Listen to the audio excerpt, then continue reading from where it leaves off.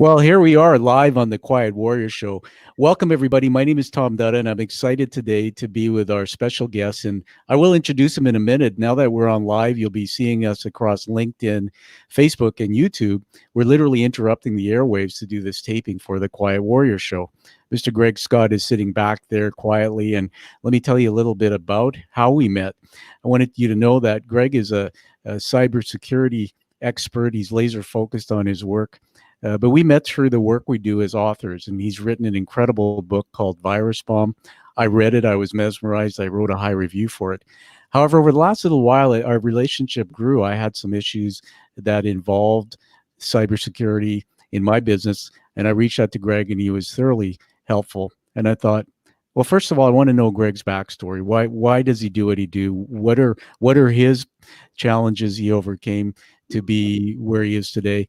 And then how can we add value to the audience in this important topic of cybersecurity? And so let me tell you about Greg Scott. Greg, he helps the world's largest open source software companies support the world's largest telecom companies in his day job. Now you're probably wondering what does he do in his night job? Well, apparently he searches for ways to launch cyber attacks and blow up buildings. And when I read that, I went, okay, we got to get him on the show. What is that all about? Greg's over there in Minneapolis, St. Paul, and I'm up here in Vancouver, British Columbia, Canada. So, Greg, why don't we turn the spotlight on you, sir? It's all about you today. Welcome to the show, and tell us one thing about yourself that you think nobody knows. Thanks for having me. One thing about that, one thing that nobody knows. I should have prepped for that one. One thing that there isn't much about me that nobody knows. That would. I have weird sleep habits, but my wife knows that already. She knows I have weird sleep habits. Well, as you can see, everybody, his brain is very analytical. So you have bad sleep habits. We'll leave it at that. I wouldn't call it bad. Call it weird. Well, not even call it weird. Call it unique. It's not weird. It's unique. It goes. I used to deliver papers a long time ago for the Arizona Republic when I was preteen. I'd get up at 3:00 in the morning, and I'd ride my bike to the paper station. I'd load this paperboy bike down with papers, and I'd deliver all my papers, then come back and crash for a little while, and then get up and go to school. And I did that all through 6th grade. And so now I tend to wake up at 3 and 4 o'clock in the morning and do work, and then get sleepy and crash again. So the stuff you do when you're young kind of keeps on for a long time. Oh, thank you. Well, that's a teaching moment. As you know, my brain is three-dimensional. Every time you speak, I'll be taking us on a journey. But I remember when you said that, somebody gave me a book to read, and it was actually recommended by Bill Gates, and it was on the internet, and it said Bill Gates was given this book to read when he was in the heyday building Microsoft. And the book is called Why We Sleep. It's actually the science behind sleep. So I'm going to put that out there for the audience to get, because Greg, the science behind sleep probably is something that you don't know about, which everybody else will find out soon. Now let's talk about the show narrative, which is the hero's journey. Everybody listens to the show. We bring on leaders, business people. I'm interested in the backstory. I don't want people covering up there with ego. You know that. That's why you came on the show. I want to take you back and start us where it started. I mean, some go back to their childhood. Tell us, what did you do? How did you navigate from the beginning of life to do what you do today? Oh boy, from the beginning of life. Anywhere you want to start. Sure. I know your audience is you have a lot of Christians in your audience, and I know you're a Christian, and you focus towards Christianity, and I still call myself a new Christian. I wasn't born a Christian. I wasn't, and I didn't accept Jesus as a child, and my growing up time was another unique experience. But there was a time when I was 8 years old, and I'd been to my mother was Catholic, and mostly I was raised by a single mom. Most of it. My mom and biological dad were divorced when I was 2, and my mom was a Catholic right up until the Catholic said it was okay to eat meat on Friday. And then mom said, I'm going to boycott the Catholic Church. And so I went to church every Sunday with mom. And I figured out that if I could fall asleep in the pews, then the hour would go a lot quicker. So I figured out ways to fall asleep. Anyway, and mom said, I'm going to boycott the Catholic Church. I said, that's right, mom. We got to boycott that church. They shouldn't let me. We got to boycott. You're right, mom. And so then I didn't have to go to church anymore. And that attitude went on until I was almost 30, until I was about 37 years old. Huh. But I was 8. You remember stuff when you're younger? Yeah. I was 8 years old in Tucson, Arizona, walking barefooted in a playground that was dirt, that was just all dirt because grass doesn't grow in Tucson, Arizona. And I had this really cool Johnny 7 ring that I'd gotten out of a cereal box. It was plastic. It had little compartments, and you could open up stuff, and you could do spy things and all kinds of stuff that 8-year-olds do to save the world. And I lost that stupid ring. And I looked everywhere. I couldn't find the ring. And I remember I remembered this later when I was an adult. That memory just went away until I was like 30 some years old. And then but I prayed to God. I said, God, help me find that ring. I really, really, really want that ring. Come on, God, help me find it, please. And I felt something against my big toe on my right foot. And I reached down, and there was that ring. I was standing on it. Wow. God talks to us in ways that are unique to our individual personalities. Wow. And first of all, I want to get deeper into that a little bit, because I made some notes while you were talking. First of all, thanks for sharing that part of the story. You know, they say in leadership, vulnerability is a strength. A lot of people actually feel it's a weakness, but that's not true. Being vulnerable is talking about something maybe that might be personal or painful. You know, a lot of people, when they see this part of your talk, it's a teaching moment for me. They see a man who's successful on the outside, and we're going to talk about the incredible things you do in the IT space. But you hear divorced parents age 2, meaning you grew up without a father. And there's many out there going, that's my story. And there's many who get stuck. They don't make it through it. Then the mom Catholic part, I got to tell you that I was born and raised a Catholic. My parents are from the Fiji Islands. My father was a Mormon, believe it or not, when he met my mom. And my dad's heritage is India, so he was a Hindu. And then when he got in the army, he started drinking and became an alcoholic. And when we came to Canada, I was 4 or 5. My mom baptized me Catholic. So I was confused with my faith. And Greg, I know you've read my book, and I talk a lot openly about this. I actually denied my faith for a long, long time. In fact, only a few years ago did I actually turn to my faith and understand the Bible to help me get through a very difficult chapter in my life. So it's interesting to me, you said that for 37 years, there's gap. And then this ring, 8 years old, you had this Johnny 7 ring. Yeah. Tell me about that. They say a lot of times that subconscious mind buries information, thoughts, and memories.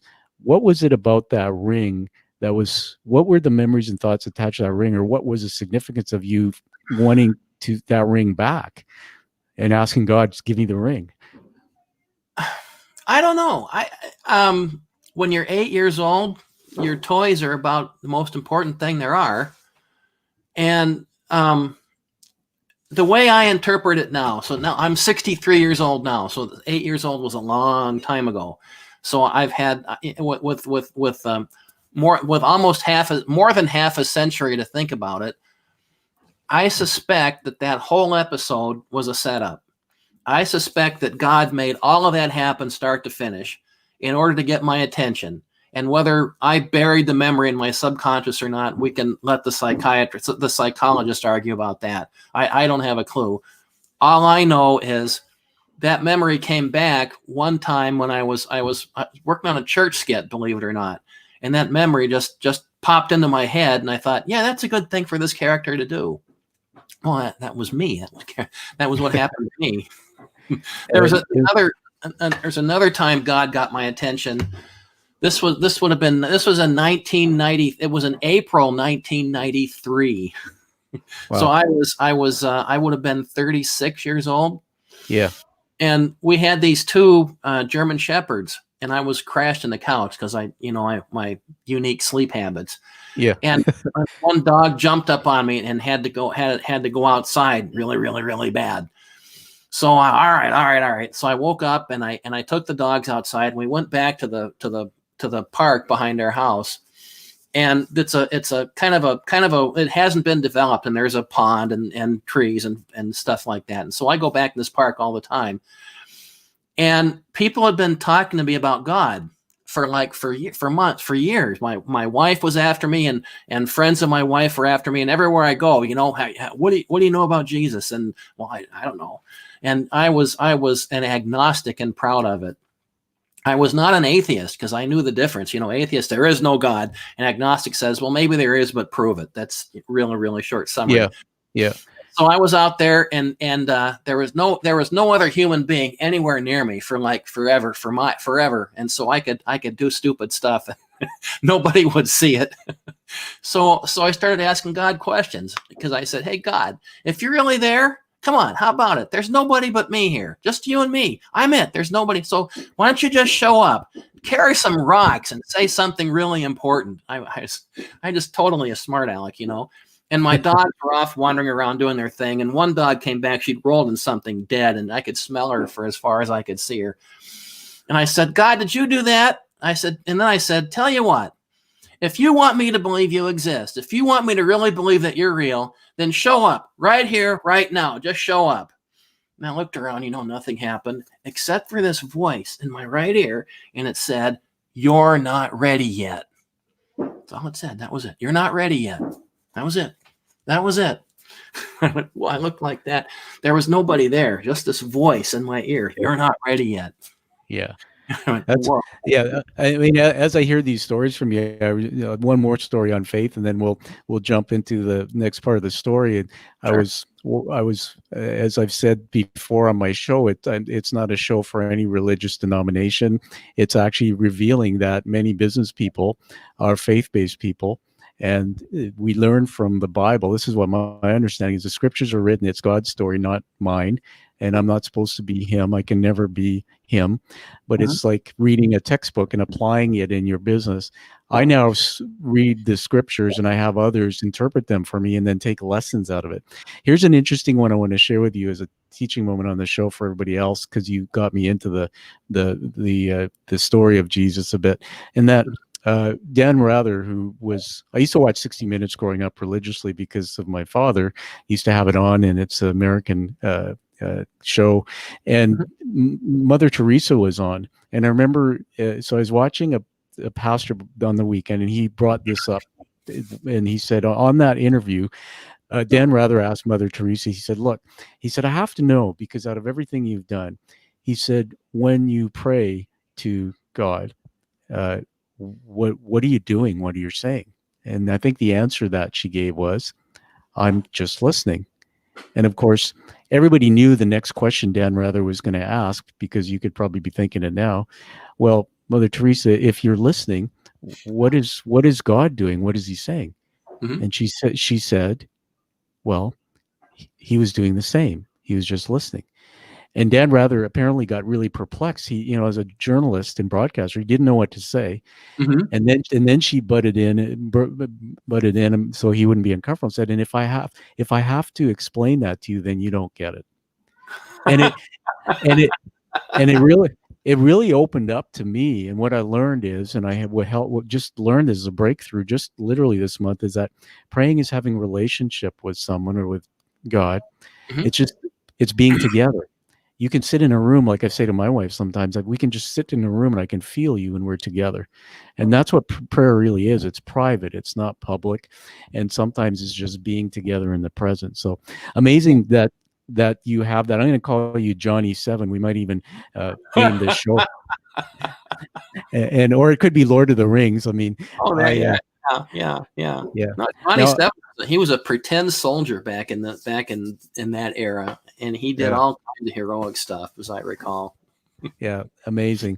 I'm going to be thinking more about you over the years. I love you and your story, and I'm a master in my mind about trying to connect the hero's journey, which is at some point in life, we take something, usually it's adversity, and we take that and we go on a journey. Not everybody answers that call to go on that journey, but to discover and seek the truth and come back with a purpose to do something.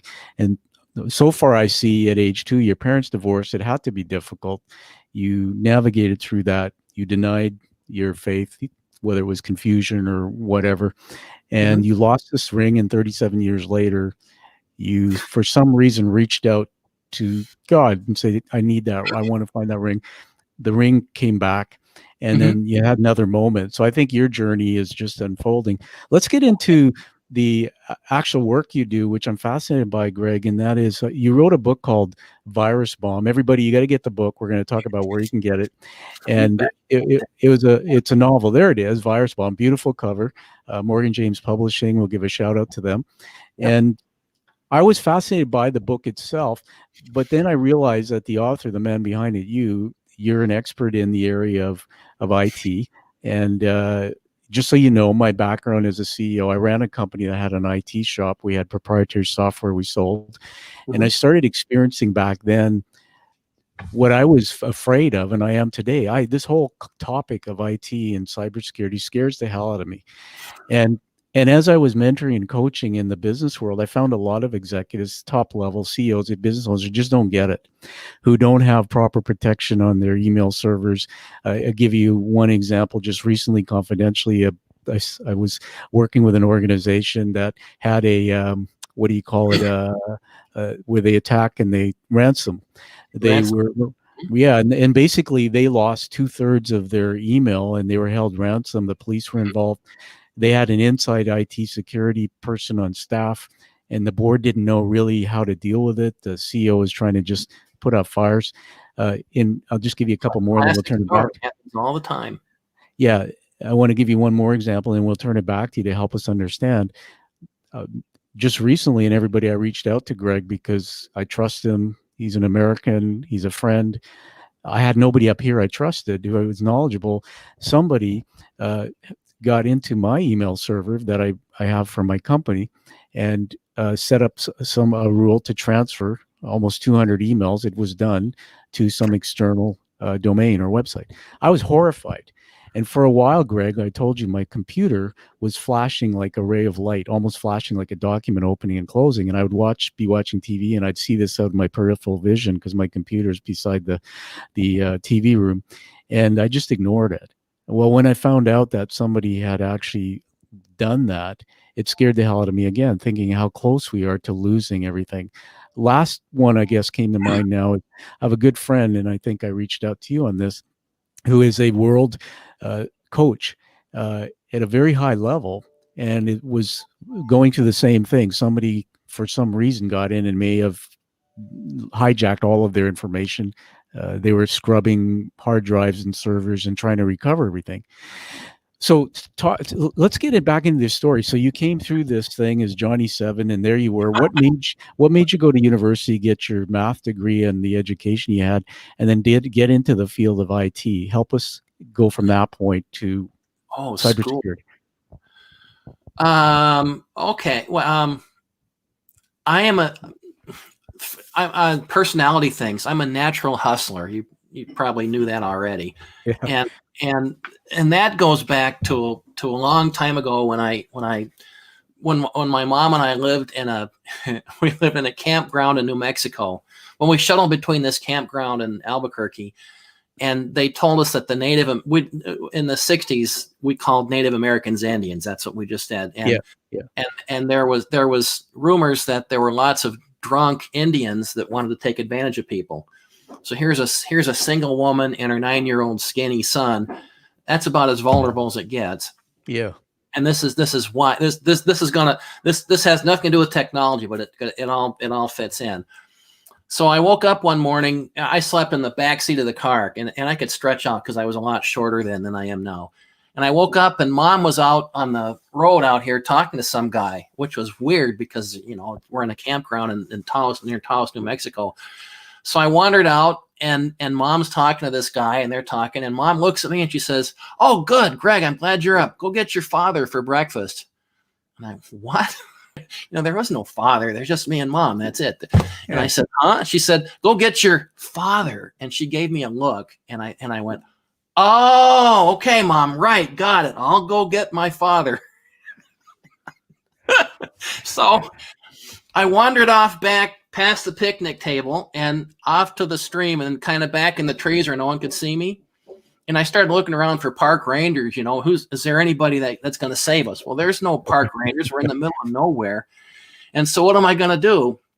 So she said, go get your father. So I said, hey, Dad, it's time for breakfast. Well, now what? What's Dad going to say? So I ran about 10 steps away, and I went in the deepest voice I could muster. I said, okay, son, I'll be right there. and we had this whole conversation back and forth, come on, Dad, it's getting cold. Okay, son, just let me reel in this fish. Back and forth. And I threw in the word son a lot because I figured my biological dad said the word son every time I talked to him. So I figured I had to say son.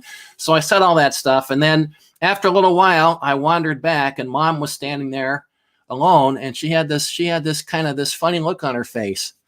And so since I was there, I will nominate myself for an Academy Award as a child actor.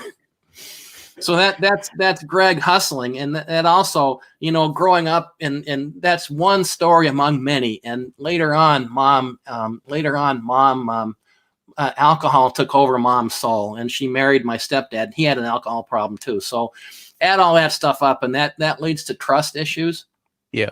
So because I have trust issues, and because I have a rational, technology-focused mind, I'm a gravel in the belly do-it-yourselfer. I still am even now. And so that means I know how to do a lot of stuff, but I also break a lot of stuff. And so one of the things that I did in the late 90s and early 2000s was I wanted to learn how DNS works, domain naming system. It's just part of my technology. So I put together my own public-facing DNS server so people could translate my names for anything that I wanted to have in here. They could translate it to the world. Yeah. And so I did that. I got them up and I got them working. I was real proud of myself, and I started writing magazine columns about it in Enterprise Linux magazine. And then one day my wife came down. She said, Greg, why is the internet so slow? And what did you do this time? I got to looking, and and my name servers were just flooding ICMP packets as fast as my little 144 KB ISL could go out to somewhere else. And I killed it and started up again, and everything was quiet. So, okay, we're good. But then we were only good for a few days till the bad stuff started up again. And then I went to log into my DNS server, and Telnet acted weird. It just didn't act right. And I gave it my password, and it didn't echo. And then it didn't echo the password. And then it said failure to log in, and then it logged in again. So I called some people I knew at Mission Critical Linux about this bizarre behavior, and they laughed at me. They said, Greg, you've been taken in by about the oldest trick in the book. Somebody compromised this thing because it's got a whole big long list of bugs because you didn't keep it updated, and they rattled off all these other mistakes I'd made. It turned out that somebody had compromised my public-facing system and used it as part of a denial of service attack against the government of Brazil, and I was in the middle of it. Now this gets better. So they said, this is in November of 2000. So it was a long time ago. The internet was brand new to a lot of people. Yeah. And they said, Greg, you got to call the FBI, because if they find out about this, they're watching everywhere. You got to call the FBI, because if they find out and you don't tell them, well, they'll haul you off to who knows where. So they scared me. So I did. I called the Minneapolis FBI office. And the lady said, well, who did this to you? And I said, well, I don't know. And she said, well, without a name and address, there's not much we can do. And I said, well, it's on the internet. It could be next door. It could be on the other side of the world. Long pause. And she says, uh-huh. And so I said, I hope somebody can call me back. She said, oh yeah, they will. So that was like in the morning. That was on a Tuesday morning. I called back at 4:00 Tuesday afternoon. They had no record that I'd called. They didn't know who I was, and nobody ever called me back. So I wrote this all down in the Enterprise Linux column. I'm the guy who's learning how Linux works, and that was the whole basis of that column. 3 months later, count them, 3 months later, the Minneapolis FBI, the manager of the Minneapolis FBI office calls, and he wanted to help me troubleshoot my problem.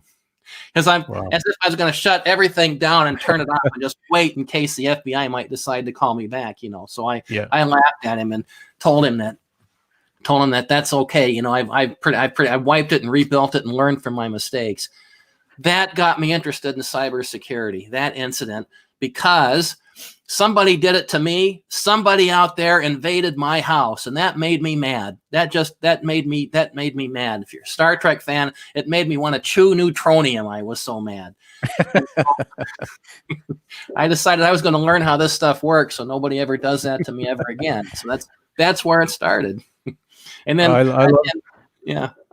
Sorry, you finish, and I have something I want to throw out there. The FBI and the FBI got me involved with this group called InfraGuard, INFRA Guard, and it's a public-private partnership of people who care about the critical infrastructure of the United States. And I spent 15 years going to InfraGuard meetings, and there was all kinds of salespeople that dressed up in nice suits, and they passed out business cards to other people dressed up in nice suits, and that's about all they did. And they talked about their organizational structure and things like that, but they never did any real stuff. And so that experience plus a bunch of others with the FBI gave me a healthy disrespect for bureaucracy. Well, okay, thank you. I'm trying to hold back the laughter. Everybody, we're here Okay. live streaming. We're here live streaming with Greg Scott. He is a cybersecurity expert. He's written the book Virus Bomb, and we're about storytelling today. We've talked about many things, starting with faith up to campsites and acting. And I think I'm starting to put together in my mind more of the story as I see it. Well, let me ask you a question. Sure. What did your mother do as you were growing up? And is she still with you today? No, Mom died in 2007, about 2 weeks shy of her 80th birthday. She had cancer, just about everything, and her mind was gone. I've got a blog post about me and Mom on my website. Go to blog and then go to memoir, and there's some stuff about my mom and my biological dad, and there's another just story that'll bring tears to your eyes about when I realized that I wasn't worthless. And so there's some one of these days there's some memoir stuff there. Yes, thank you. Well, we honor your mom. What Yeah, well, we'll mention that website again. Greg's a blogger. Fascinating to read about his biological father. What did your mom do? What was her profession when you were? She's a writer. She wrote classified ads. She wrote classified ads for newspapers. Ah, My biological dad did PR for the U.S. Navy. He was in Iwo Jima in 1946. After all the bad stuff was over, he was there sending reports back home. And what I didn't find out until after he died was he wrote up all these skits, and he sent skits into the Bob Hope Show and other places like that. He was universally turned down. Everybody turned him down. And wow. and he had the writing bug too. I wish I would have gotten serious about writing a lot sooner. Well, thank you. Well, you've just given me a nugget there. I'm going to now start bringing this together. What we've heard, everybody, and when I bring guests on like Greg, as I said, we look at their profession, but behind the profession is a backstory, and we can learn from it. So, Greg, without perfection here, I'm just going to say what I've learned so far about you is you going right back to your vulnerability. Your parents, one was a writer, the other one, your father was what again? I made a note here. He did PR. PR. Right, okay, gotcha. So here later he did PR for oil companies and stuff. Gotcha. So here's Greg Scott coming into the world, as I say, a golden Buddhist statue. There's no crust on you. You're innocent. You're nobody else. And your parents split at age 2. You grew up with a creative mother who was a writer, and from probably some of the thoughts and memories you maybe had from your biological dad about his creativity. Throughout your life, you navigated. There was some blips in your faith, and you refound your faith later. You talked about alcoholism crept in, and your stepdad and some things there. But one of the things that underlies all this, why I think you're a great human being, is there's something, everybody, about Greg's demeanor.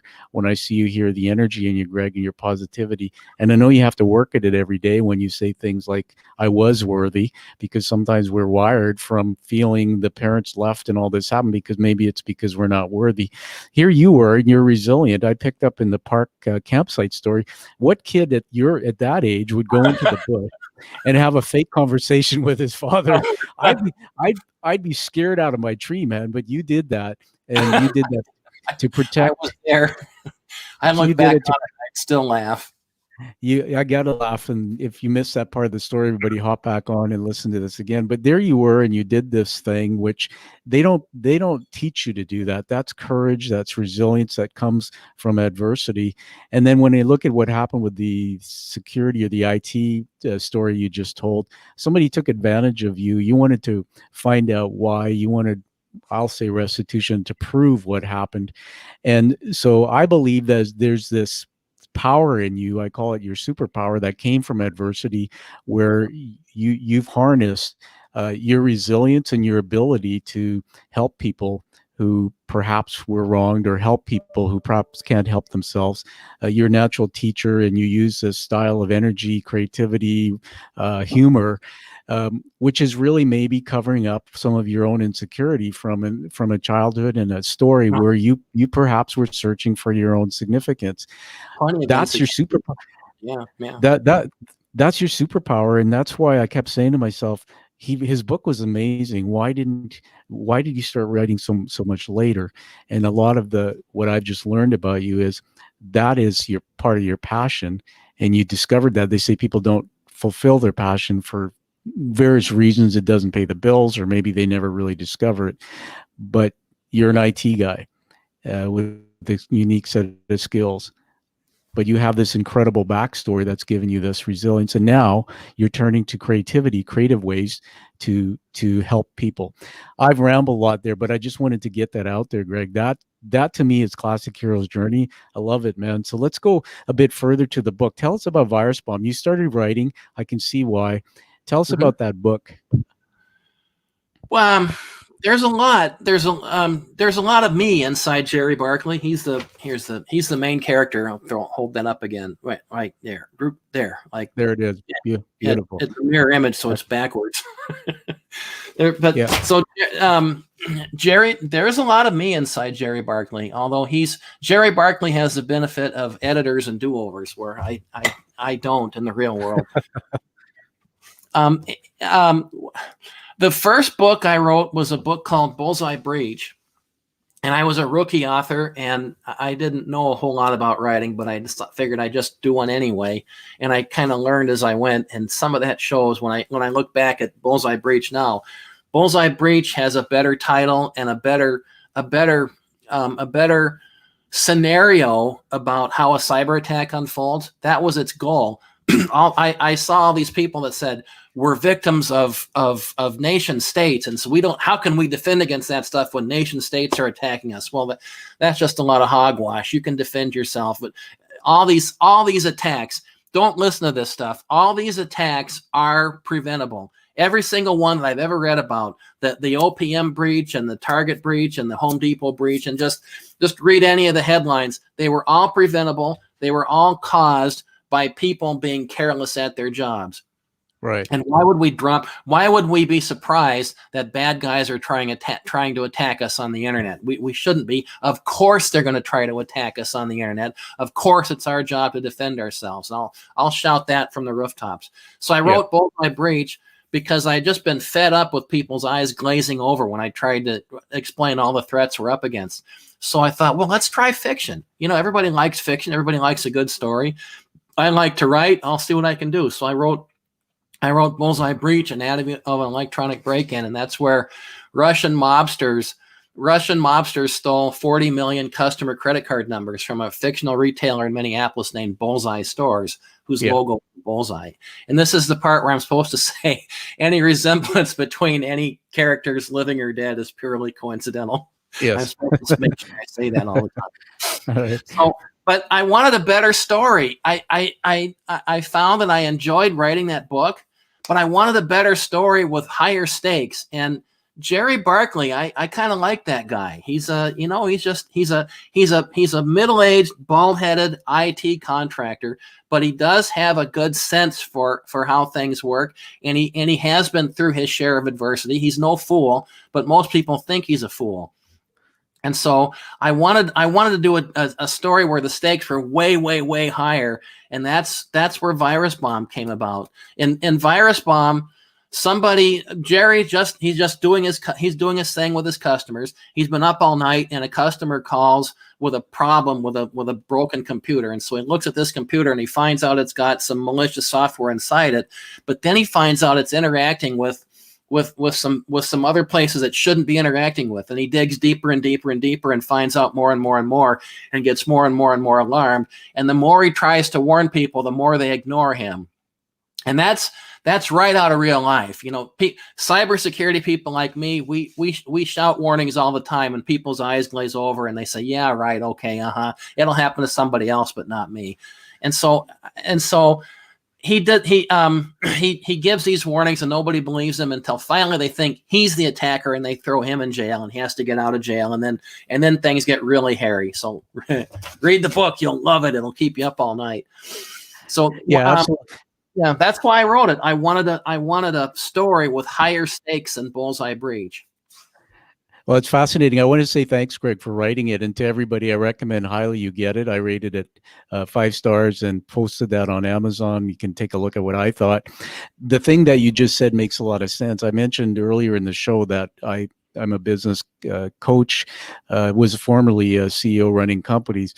And this whole topic of cybersecurity used to come up over the 30 years I was in the paid executive world. It used to come up at boardroom tables, and the key decision makers in the company, usually the CEO, CFO, COO, their eyes would gloss over. And what I realized when I became a CEO for the first time is I was embarrassed. I was ashamed. It was a stigma of sitting around the table, not being able to say, I don't understand the jargon. I don't understand the language. You know, my brain's not wired to think this way. I wasn't the greatest at math. Help me understand something I can't see. And I don't believe even back then, Greg, that the vice president of technology was at the leadership table. They were usually one removed. And I believe that there needs to be somebody at the top leadership table who can translate and speak the risk of cybersecurity and all these other things, and educate. So what happened to me, and I want to get you to give us 2 or 3 tips for entrepreneurs and business owners who are watching now about cybersecurity. Let me put in the context that with me, I always used to say it's somebody else's issue. So if something happens with my computer, my IT guy will, because that's how executives were raised. We had IT departments. If you had a problem with your Outlook, simple email, you would say, call 1-800-SUPPORT. Nobody ever said that you need to go on a course and learn the basics so that 1-800 can help you. You can help yourself, or you need the basic knowledge so you can mitigate the risks. If you're on a board of directors, you need to understand the basics of what this is so you can make strategic decisions to mitigate risk. So now the world's changed. I think everybody's scared shitless about these things because they happen. I've had it happen now twice. My first one, by the way, I didn't tell you, a couple of years ago, somebody put a rule on my computer and transferred the emails that I had going to my banker. One day my banker calls and there was a request in an email to her saying it was me wanting to transfer money from one of my accounts, a large amount, to another. And she caught it, and she called me and she said, Tom, I know this didn't sound like you the way it was written. When we looked further into it, we found the rule that was set up on my computer email, and we found out it was somebody who got access to try to personate me to transfer money. It was that close to that transfer being made because I had a relationship with my banker where when they got emails from me, they acted on it. So never mind about that, Greg. Now in this world, wait, don't never mind about that. Yeah, that's a perfect illustration. Human beings are the last best defense against this kind of stuff. Yes. There's all kinds of tech tools in place to filter spam and filter phishing, filter bad emails. But bad guys out there know about all the tech tools that good guys use, and bad guys always try to be one step ahead of the good guys. Your banker is one of the about the best example there is. Human beings are the last best hope to keep this stuff right. That's why you need to learn the basics. That's why you need to know what's going on. You don't just throw it over the wall to somebody else. It's a good way to get hurt really, really, really bad. You gave a perfect illustration, better than any I could come up with. Well, thanks, Greg. So give us so let's go back to the basics. I've got a company, whether it's a small, mid-sized, public, private company, or I'm an entrepreneur running my own business like I do now. My company is a leadership development company. Mm-hmm. What are the 2 or 3 things I should just high priority with things I should put in place or have somebody help me put in place to give me whatever you call it, protection of my data? And there are a bazillion tactical tips, and I've got them organized into Greg's dozen or so tactical tips, and you can click a button on my website to get that. But there's something more fundamental than that. Everybody wants, what's the silver bullet to make us all safe? There isn't one. It's getting lots of little stuff right, and you get one thing wrong and you have a hole and somebody will find it. You do the fundamentals, get lots of little stuff right. We're going to go one level of perspective deeper for the silver bullet, and I'm going to teach you the dumbest rhyme in the whole world. Here it goes. Okay. Care and share to be prepared. That's the stupidest rhyme in the whole world. But, everything you want to know, everything you need to know about cybersecurity is crammed into those 6 words.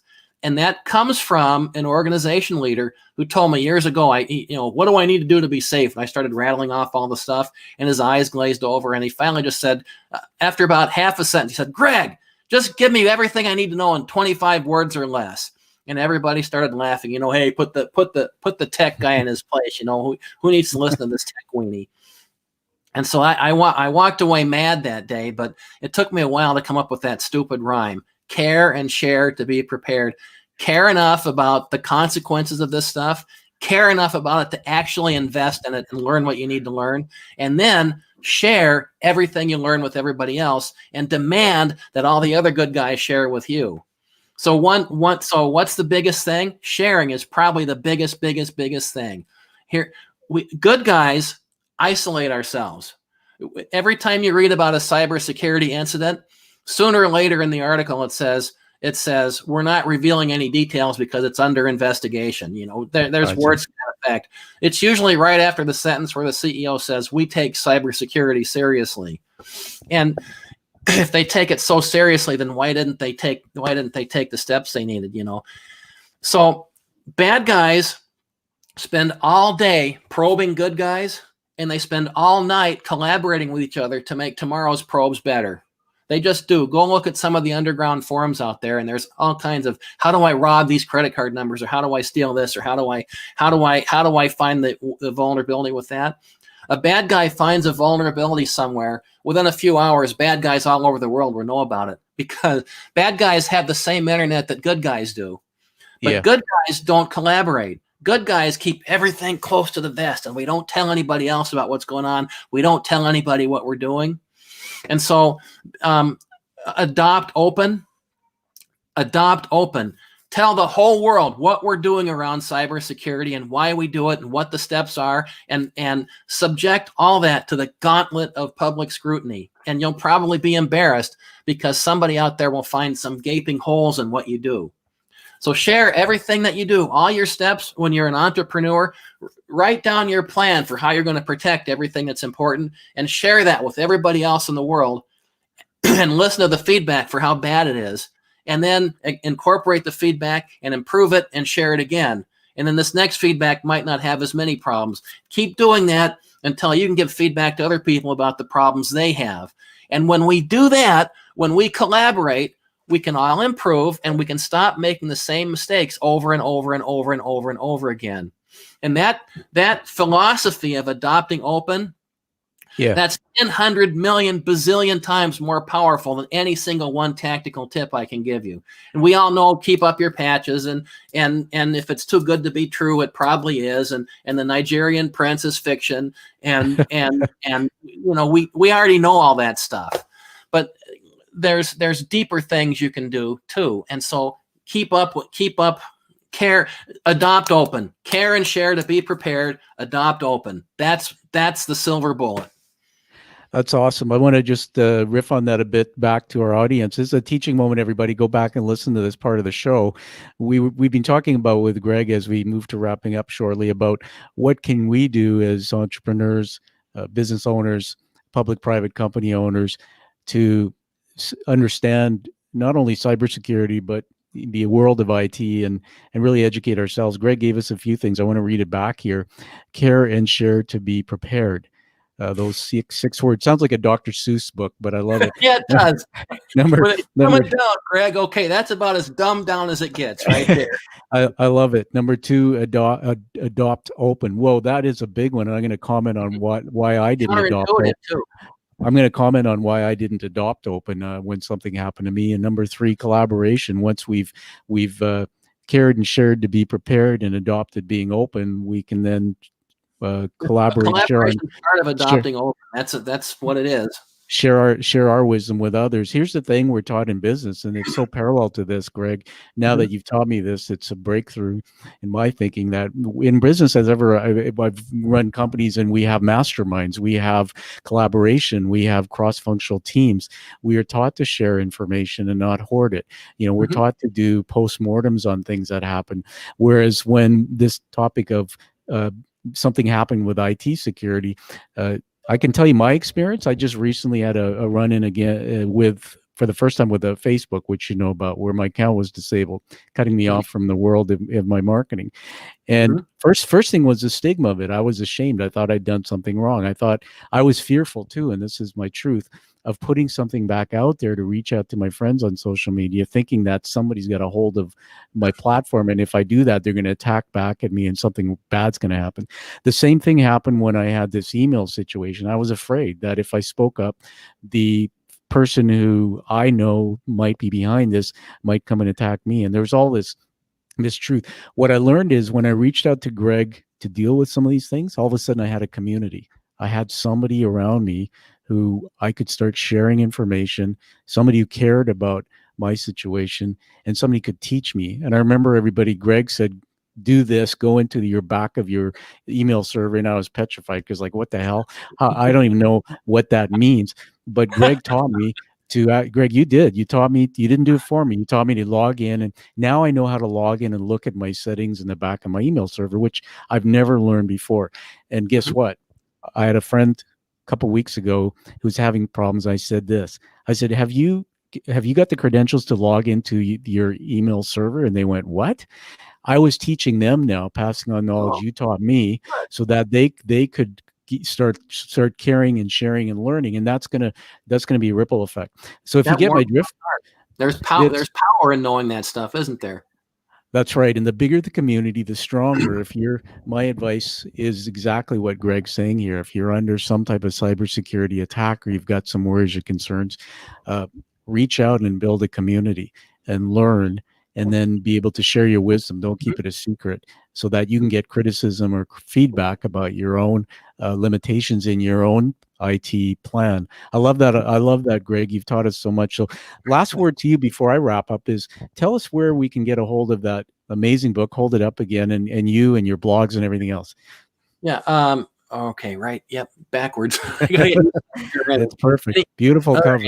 No, it's a great cover. There's a story behind the cover too. We worked hard on that. I don't have an artistic bone in my body. That was all the artist that did that. So anywhere books are sold, anywhere you can buy books, it's on Amazon and Barnes and Noble, and also check out the local bookstore, the local book retailers. Go there and let's turn our bookstores into community centers. I wanted to give you one other thing on the adopt open. There's a lot that's controversial, believe it or not, adopting open. And the argument goes something like this.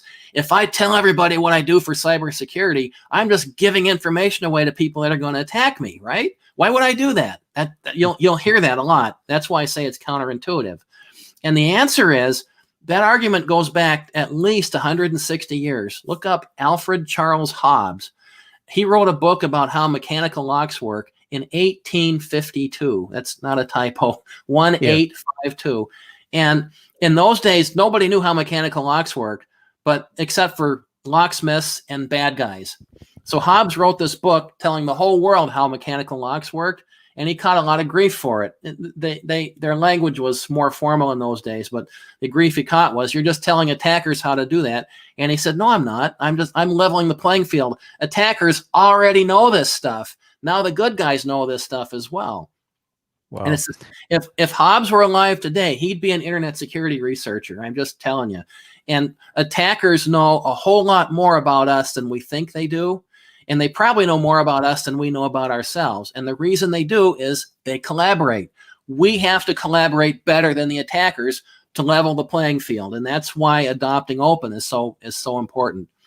And Jerry, that you'll find there's an adopting open subtext inside Virus Bomb with the U.S. Center for Disease Control, which is a hot topic these days.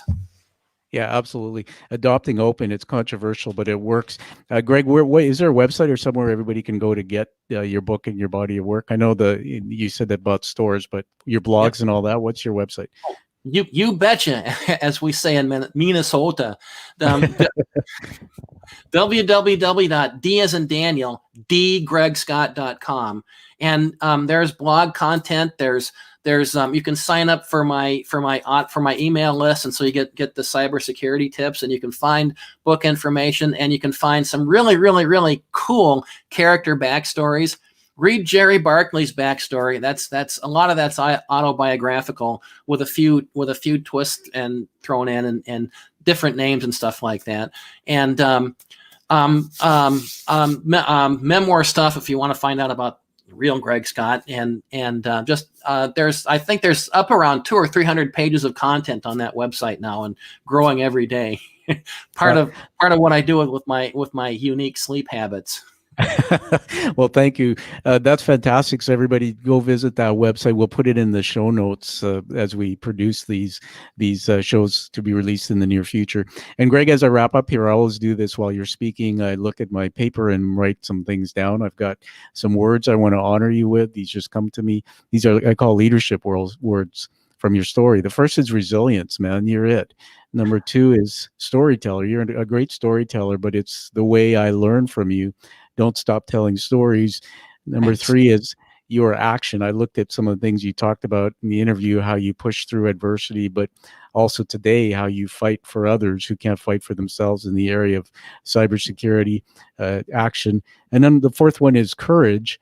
And then I put /worthy. You are worthy. You are loved. You're enough. And you've got courage to do things that others can't do. Courage to use thank you. You're welcome. Courage to use a story that for many, some wouldn't be able to move forward. So well done. Everybody, I'm now going to induct Greg into the Quiet Warrior Tribe. So Greg, you're receiving an award. We are now doing this live.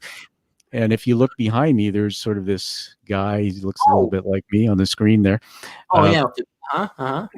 You'll be inducted into the Quiet Warrior Tribe. When I started this show, I had this vision that only people who come on the show who put their ego at the door, check it, and tell their backstory and their full story, as painful or as challenging it might be, and then turn it into something of purpose to help the world do something differently.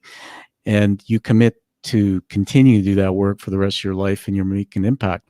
So I decided to create an award. The coin is a challenge coin, which you're probably familiar with.